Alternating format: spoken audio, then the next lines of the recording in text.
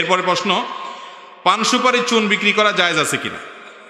পান সুপারি এবং চুন এগুলো বেচা জায়েজ আছে কিনা? মৌলিক একটা নীতিমালা শুনেন, যেই জিনিসটা ক্ষতিকর মানুষের জন্য বা যে জিনিসটা খাওয়া গুনাহের কথা, সেটার বেচাটাও কি গুনাহ। অতএব ওয়ালা তাআবুনু আলাল ইসমি ওয়াল উদওয়ান, সূরা মায়েদার আয়াত নম্বর 2 দিয়ে আল্লাহ বলেছেন অন্যায় কাজে একে অন্যের সহযোগিতা করো না। বিড়ি সিগারেট এগুলো খাওয়া কি জায়েজ না জায়েজ কাজ?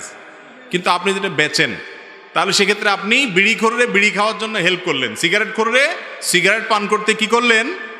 হেল্প করলেন, ধূমপান করতে হেল্প করলেন। তো হেল্প করার কারণে আপনার গুনাহ হবে, এগুলো করা যাবে না। বলে এগুলো না করলে দোকানদারে চলবে না। তো দোকানে হয়তো বেচা কিনা কম হবে, কিন্তু বিড়িখোর ধূমপানকারী মানুষের কাছে যদি আপনার কেনা বেচা নাও হয়, অন্য ভালো মানুষের কাছে কেনা বেচা হয়, উপার্জন কম হবে কিন্তু তাতে বরকত হবে ইনশাআল্লাহ। বরকত বুঝেন? একজনে লাখ টাকা কামাই করে, এরপরে 6 মাস পরে এক রোগে 10 লাখ টাকা খরচ হয়।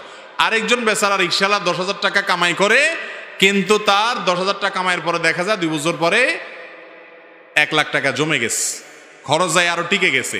এর নাম বরকত। এটার নাম কি? বরকত। আল্লাহ তাআলা অল্পতে অনেক কল্যাণ দিবেন। অতএব হারামকে না করার মতো মানসিকতা থাকতে হবে। পান, মৌলিকভাবে পানের পাতা এটা নাকি উপকারী, আমি জানি না। যদি এটা ক্ষতিকর হয়ে থাকে এটা কেনা বেচা উচিত হবে না। মৌলিকভাবে পানের পাতা, পানের রস এটা যদি উপকারী হয় তাহলে কেনা বেচা জায়েজ হবে।